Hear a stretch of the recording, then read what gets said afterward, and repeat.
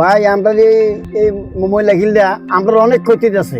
আমরা ছেলে মেয়ে বিয়ে না ছেলে মেয়ে বিয়ে দেয় লোক তোমার মহিলা কি তোমরা নাকি বিয়ে করাম, আমরা অনেক ক্ষতি আছে। এই মহিলা যদি সরাইতো সরকারে আমরা অনেকও করে তো। দূর থেকে দেখলে মনে হয় ছোট ছোট পাহাড়, কিন্তু কাছে গেলেই বোঝা যায় এগুলো আসলে পাহাড় নয়, বিশাল ময়লার স্তূপ।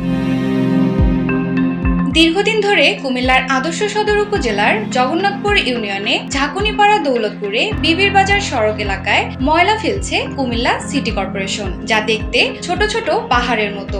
সড়কটি দিয়ে চলাচলের সময় দূর থেকেই নাকে ভেসে আসে তীব্র দুর্গন্ধ, ফলে এলাকাবাসীর চলাচল করাও এখন কষ্টকর হয়ে পড়েছে।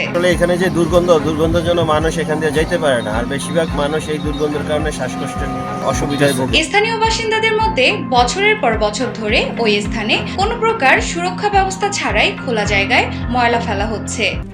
RICL TMX, যুগের পর যুগ স্থাপনা থাকে মজবুত। এমত অবস্থায় অন্তত 10টি গ্রামের মানুষ দিনের পর দিন ময়লার দুর্গন্ধে অতিষ্ঠ হয়ে উঠেছে।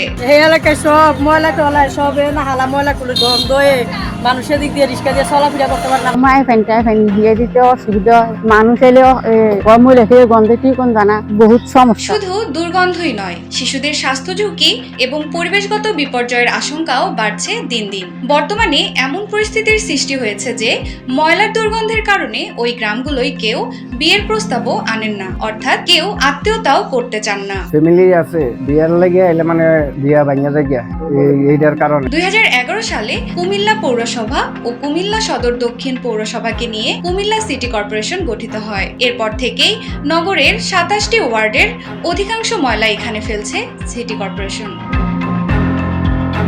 বছরের পর বছর ধরে স্থানীয় এলাকাবাসী, পরিবেশ কর্মী ও সংগঠকরা খোলা স্থানে ময়লা ফেলা বন্ধের জন্য প্রতিবাদ জানিয়ে আসছেন। এর ফলস্বরূপ প্রায় 7 বছর ধরে সিটি কর্পোরেশন বলছে ময়লা আবর্জনার ভাগাড় থেকে বিদ্যুৎ উৎপাদনের উদ্যোগ গ্রহণ করা হয়েছে। এতে ওই অঞ্চলের অন্তত 30,000 মানুষ দুর্গন্ধের অভিশাপ থেকে মুক্তি পাবে। তবে একাধিকবার এই প্রকল্পের কথা বলা হলেও বাস্তবে কোনো উদ্যোগই গ্রহণ করা হয়নি। টেক্সট রিপোর্ট, জয় জয়দীপ।